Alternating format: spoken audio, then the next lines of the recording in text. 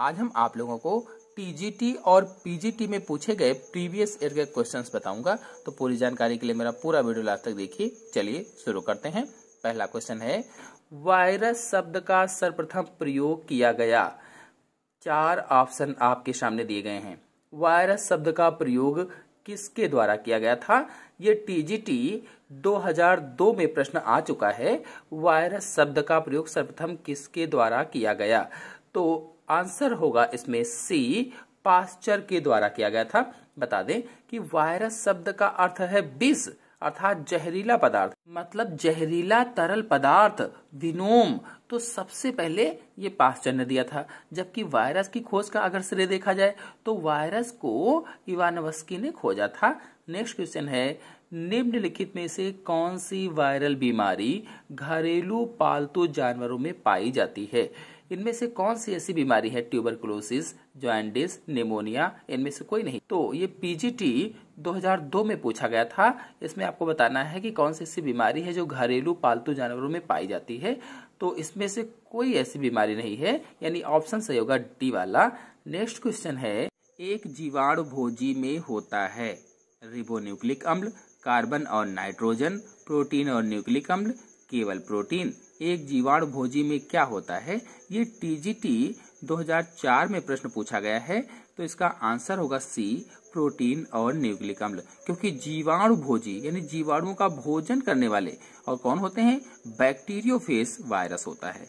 तो जीवाणु भोजी क्या है? बैक्टीरियोफेज वायरस होता है जो जीवाणुओं को संक्रमित करता है। और अन्य प्रकार के वायरस की भांति इसमें प्रोटीन तथा न्यूक्लिक अम्ल पाया जाता है। नेक्स्ट क्वेश्चन है, जीवाणु भोजी है एक जीवाणु जो विषाणु को संक्रमित करता है, एक विषाणु जो जीवाणु को संक्रमित करता है, और एक जीवाणु जो शैवाल को संक्रमित करता है। में से कोई नहीं। तो हम सभी लोग जान गए हैं, इसमें ऑप्शन सही होगा बी, एक विषाणु जो जीवाणु को संक्रमित करता है उसे ही जीवाणु भोजी कहा जाता है। ये टीजीटी 2013 में प्रश्न पूछा गया था। अगर आप लोग जीवाणु भोजी पर अथवा बैक्टीरियोफेज पर फुल वीडियो देखना चाहते हैं तो चैनल में अपलोडेड है, आप लोग जाकर के पूरी जानकारी प्राप्त कर सकते हैं। नेक्स्ट क्वेश्चन है, HIV जैसे रेट्रोवायरसों में कौन सा एंजाइम पाया जाता है? HIV में कौन सा एंजाइम पाया जाता है? ये पीजीटी 2004 में पूछा गया है। तो इसका आंसर होगा रिवर्स ट्रांसक्रिप्टेज। HIV में रिवर्स ट्रांसक्रिप्टेज पाया जाता है। नेक्स्ट क्वेश्चन है, वायरस का प्रोटीन कवच जो न्यूक्लिक एसिड को ढके रहता है क्या कहलाता है? Plasmid, capsid, vector, virion.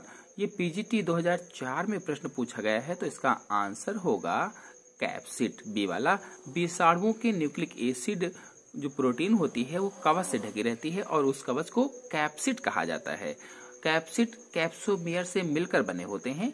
Next question है, वायरस का कैप्सिड किसका बना होता है? सेलुलोज का, प्रोटीन का, म्यूकोप्रोटीन का, स्टार्च का। ये प्रश्न पीजीटी 2002 में पूछा गया था। वायरस का कैप्सिड किसका बना होता है? तो आंसर होगा इसमें बी वाला, प्रोटीन का बना होता है। नेक्स्ट क्वेश्चन है, प्रियांश क्या है? संक्रामक प्रोटीन्स, संक्रामक आरएनए, संक्रामक डीएनए, संक्रामक जेड डीएनए। प्रियांश क्या है बताना है। पीजीटी 2003 में प्रश्न पूछा गया था ये। तो प्रियांश क्या है? ये होंगे संक्रामक प्रोटीन्स। आपको बता दें कि संक्रामक प्रोटीन्स प्रियांश हैं और ये सूक्ष्म प्रोटीन अणु रोग उत्पन्न करने की क्षमता रखते हैं। यानी सूक्ष्म प्रोटीन अणु हैं जो रोग पैदा करते हैं और इनका संश्लेषण मस्तिष्क की कोशिकाओं में या कोशिकाओं के जीनोम में उपस्थित जीनों के नियंत्रण में होता है। नेक्स्ट क्वेश्चन है, निम्न में से कौन सा कथन विषाणुओं के लिए उपयुक्त है? कौन सा कथन उपयुक्त होगा? ये टीजीटी 2002 में प्रश्न पूछा गया था। तो इसमें आंसर होगा, इनमें डीएनए अथवा आरएनए पाया जाता है। या तो डीएनए होगा या तो आरएनए होगा। ये ऑप्शन सही होगा। अगला क्वेश्चन है, निम्न में से किसमें केवल एक प्रकार का न्यूक्लिक अम्ल पाया जाता है? केवल एक प्रकार का। तो जीवाणु, वायरस, कवक, एक्टिनोमाइसिटीज। ये पीजीटी बायोलॉजी में 2005 में प्रश्न पूछा गया है और इसका आंसर होगा वायरस में न्यूक्लिक अम्ल पाया जाता है। नेक्स्ट क्वेश्चन है, हाइड्रोफोबिया रोग उत्पन्न होता है जीवाणुओं द्वारा, कवकों द्वारा, विषाणु द्वारा, प्रोटोजोआ द्वारा। ये टीजीटी 1999 में प्रश्न आया है। हाइड्रोफोबिया रोग किससे उत्पन्न होता है? तो इसका आंसर होगा हाइड्रोफोबिया रोग विषाणुओं के द्वारा या वायरस के द्वारा होने वाला रोग है। और आपको बता दें कि इसे रेबीज रोग भी कहा जाता है। हाइड्रोफोबिया का मतलब होता है पानी से डर लगना, और रेबीज रोग भी इसी को कहा जाता है, जो एक पागल कुत्ते के काटने से हो जाता है। नेक्स्ट क्वेश्चन है, इनमें कौन सी बीमारी बैक्टीरिया जन्य नहीं है, यानी जीवाणु जनित नहीं है? ट्यूबरकुलोसिस, लेप्रोसी, पोलियो, ये सभी। ये टीजीटी बायोलॉजी 2011 में प्रश्न आया है। टीजीटी में 2011 में आपको इसमें आंसर बताना है कि कौन सी बीमारी बैक्टीरिया से नहीं होती है। तो इसका आंसर होगा पोलियो बैक्टीरिया जन्य नहीं है। आपको बता दें कि पोलियो एक संक्रामक रोग है जो पोलियोमाइलाइटिस विषाणु के द्वारा होता है, और इसमें रोग कारक जीव का संचारण दूषित भोजन अथवा जल के द्वारा होता है, जो तंत्रिका तंत्र को प्रभावित करता है, या कह लीजिए हमारे मस्तिष्क और मेरुरज्जु को नष्ट कर देता है। नेक्स्ट क्वेश्चन है, एंजाइम अनुपस्थित होता है कवक में, वायरस में, स्लाइम मोल्ड्स में, बैक्टीरिया में। ये पीजीटी 2002 में प्रश्न आया है। एंजाइम अनुपस्थित होता है, यानी किसमें एंजाइम नहीं होता है? तो इसका आंसर होगा बी, वायरस में एंजाइम नहीं होता है, क्योंकि ये न तो जैव क्रिया कर सकते हैं और न ही पोषक कोशिकाओं के बाहर इनका द्विगुणन हो सकता है, इसीलिए इसमें एंजाइम नहीं होता है।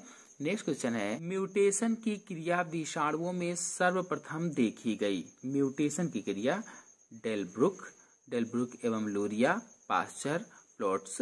तो ये टीजीटी 2002 में प्रश्न पूछा गया था, तो इसका आंसर होगा पहला, विषाणुओं में म्यूटेशन क्रिया को सर्वप्रथम डेलब्रुक ने 1938 में देखा था। नेक्स्ट क्वेश्चन है, वायराइड्स होते हैं संक्रामक प्रोटीन्स, संक्रामक न्यूक्लियो प्रोटीन्स, संक्रामक न्यूक्लिक अम्ल, उपर्युक्त सभी। तो इसमें आपको बताना है वायराइड्स क्या होते हैं। ये प्रश्न पीजीटी 2000 में पूछा गया था पीजीटी में। तो वायराइड्स क्या होते हैं बताना है। आंसर होगा इसमें वायराइड्स संक्रामक न्यूक्लिक अम्ल होते हैं। बता दें कि जो वायराइड्स होते हैं इसमें कैप्सिड और जो प्रोटीन ये दोनों अनुपस्थित होते हैं, नहीं होते हैं। ये आरएनए के स्वतंत्र छोटे और वृत्ताकार एक सूत्री अणु होते हैं। आरएनए के स्वतंत्र छोटे वृत्ताकार एक सूत्री अणु हैं, और जिनमें 300 न्यूक्लियोटाइड मोनोमर पाए जाते हैं। और आपको एक महत्वपूर्ण जानकारी यहीं पर बता दें कि सन 1971 में टी.ओ. डायनर ने न्यूक्लिक अम्ल से बने इन अणुओं को वायराइड्स नाम दिया था। वैज्ञानिक टी.ओ. डायनर ने सन 1971 में न्यूक्लिक अम्ल से बने इन अणुओं को वायराइड्स नाम दिया था। और आपको यहीं पर एक जानकारी दे दें कि सबसे पहले किस वायराइड को खोजा गया था। तो सबसे पहले पोटैटो स्पेंडल ट्यूबर वायराइड्स को खोजा गया था। सबसे पहले पोटैटो स्पेंडल ट्यूबर वायराइड्स को खोजा गया, यानी पीएसटीवी को सबसे पहले खोजा गया था। नेक्स्ट क्वेश्चन है, विषाणु अथवा वायरस को सर्वप्रथम क्रिस्टल रूप में प्राप्त करने का श्रेय किसको जाता है? लुई पास्चर को, इवानोव्स्की को, एस लोरिया को, डब्ल्यू.एम. स्टैनले को। विषाणु या वायरस को सर्वप्रथम क्रिस्टल रूप में किसने प्राप्त किया था? ये टीजीटी 2002 में प्रश्न आ चुका है। किसने प्राप्त किया था बताना है। तो आंसर इसमें होगा डब्ल्यू.एम. स्टैनले ने सबसे पहले क्रिस्टल रूप में विषाणु या वायरस को प्राप्त किया था। नेक्स्ट क्वेश्चन है, चेचक का कारण है वेरियोला, कॉक्सियला, ईएडिस और फ्रांसेल्ला। तो इनमें से कौन सा है चेचक का कारण, यानी small pox is caused by करना है। तो पीजीटी 2016 में पूछा गया है। इसका आंसर होगा वेरियोला चेचक का प्रमुख कारण होता है, यानी चेचक जो स्मॉल पॉक्स है ये रोग वेरियोला विषाणु के कारण होता है। नेक्स्ट क्वेश्चन है, द्विस्तंभीय आरएनए पाया जाता है स्मॉल पॉक्स विषाणु में, वुंड ट्यूमर विषाणु में, टोबैको मोज़ेक विषाणु में, इन्फ्लुएंजा विषाणु में। द्विस्तंभीय आरएनए किसमें पाया जाता है? तो इसका आंसर होगा द्विस्तंभीय आरएनए वुंड ट्यूमर विषाणु में पाया जाता है।